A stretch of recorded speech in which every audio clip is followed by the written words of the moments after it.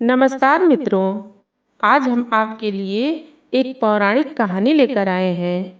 कहानी यदि पसंद आए तो चैनल को सब्सक्राइब अवश्य कर देना। मित्रों, भगवान शिव ने सती के साथ कैलाश पर्वत पर रहते हुए विभिन्न प्रकार की लीलाएं की। सर्वशक्तिमान, स्वतंत्र, निर्विकार चित स्वरूप एवं परम ब्रह्मा परमात्मा होने के बाद भी लीला विषय उनका प्रधान गुण था। सृष्टिकर्ता भगवान शिव की माया बड़ी ही प्रबल है। साधारण मानव तो दूर, देवता भी उनकी माया एवं लीला से मोहित व भ्रमित होते रहे। स्वयं उनकी पत्नी सती भी उनकी माया से एक बार भ्रम में पड़ गई थी। एक बार सती जी भगवान शिव के साथ धरती पर घूम रही थी। यह घटना उस समय की है जब मर्यादा पुरुषोत्तम श्री रामचंद्र जी जंगल में अपनी पत्नी सीता जी की खोज करते हुए भ्रमण कर रहे थे। इस बीच भगवान शिव जी अपनी धर्म परिणीता सती के साथ उसी दंडकारण्य में पहुंच गए। श्री राम लक्ष्मण के सामने आने पर भगवान शिव ने अपने आप को प्रकट नहीं किया तथा खुशी मन से श्री राम को प्रणाम कर दूसरे मार्ग पर चल पड़े। मित्रों, यह लीला देखकर सती जी को बड़ा आश्चर्य हुआ। उन्होंने शिव जी से पूछा कि परमेश्वर, ये दोनों विरह व्यथा से पीड़ित तपस्वी भेष के धनुर्धारी पुरुष कौन हैं? इन्हें देखकर आपका हृदय अत्यंत प्रसन्न क्यों हो गया और आप उनके समक्ष इतने विनम्र क्यों हो गए थे, जबकि आप तो सभी के वंदनीय एवं पूज्यनीय हैं। कृपा करके मेरा भ्रम दूर करें। इस पर भगवान शिव ने कहा कि ये दोनों तपस्वी धनुर्धर राजा दशरथ के पुत्र हैं। इनमें बड़े के रूप में भगवान विष्णु एवं छोटे के रूप में शेषनाग जी हैं। वरदान के कारण ये प्रणाम के योग्य हैं, इसीलिए मैंने इन्हें प्रणाम किया। भगवान शिव के समझाने के बाद भी सती जी का संशय नहीं दूर हुआ और यह रहस्य शिव जी की समझ में आ गया। तब शिव जी ने सती से कहा कि देवी, यदि मेरी बात पर विश्वास नहीं है तो तुम स्वयं उनकी परीक्षा ले सकती हो। मित्रों, इसके उपरांत सती भगवान श्री राम की परीक्षा लेने चल पड़ी और सीता जी का रूप धारण करके उनके सामने जा पहुंची।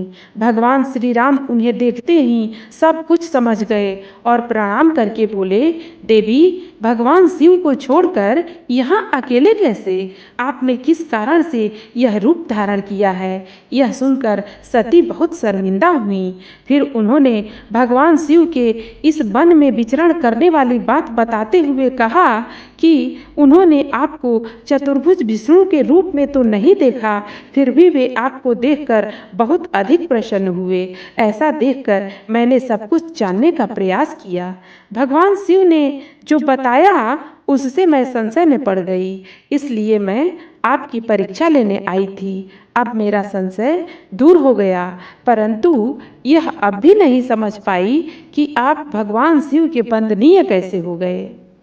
सती के यह पूछने पर श्री राम ने कहा कि एक बार भगवान शिव ने विश्वकर्मा से अपनी गौशाला में अति सुंदर भवन बनवाया। उसमें छत्र सहित एक सिंहासन भी था। इसके बाद भगवान शिव ने वहां पर देवताओं, उपदेवों, गंधर्वों, नागादिकों, ऋषियों एवं नागों की कन्याओं को बुलवाया।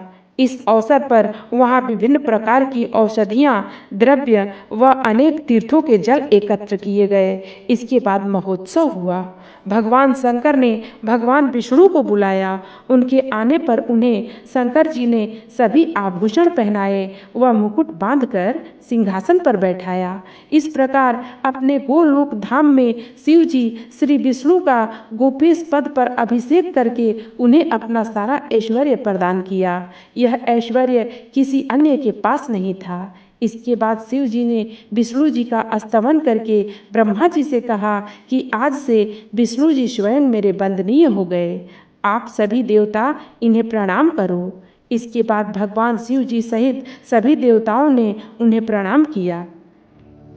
इसके बाद भगवान शिव ने विष्णु जी से कहा कि अब आप मेरी आज्ञा से तीनों लोकों के कर्ता, धर्ता, धर्म, अर्थ व काम के दाता एवं दुष्टों को दंड देने वाले और महान शक्ति से संपन्न सारे संसार के पूज्य बनो। युद्ध भूमि में तुम्हें कोई जीत नहीं सकेगा, वह स्वयं मुझसे भी नहीं हारोगे। इसके बाद शिव जी ने उन्हें तीनों लोकों में विचरने व लीला करने की शक्ति तथा इच्छा आदि की सिद्धि रूपी शक्ति प्रदान करते हुए कहा कि तुम्हारे भक्तों को मोक्ष देना व शत्रुओं को दंड देना मेरा कार्य होगा। शिव जी ने अपनी माया देते हुए कहा कि तुम विधाता के उत्पादक व पालक होने के बाद भी संपूर्ण जगत का पालन करो। भूतल पर तुम्हारे जो भी अवतार होंगे मैं उन्हें देखने अवश्य आऊँगा। इसके बाद शिव जी कैलाश पर्वत पर चले गए। मित्रों, भगवान शिव के चले जाने पर लक्ष्मीपति भगवान श्री विष्णु समस्त संसार की रक्षा करने लगे।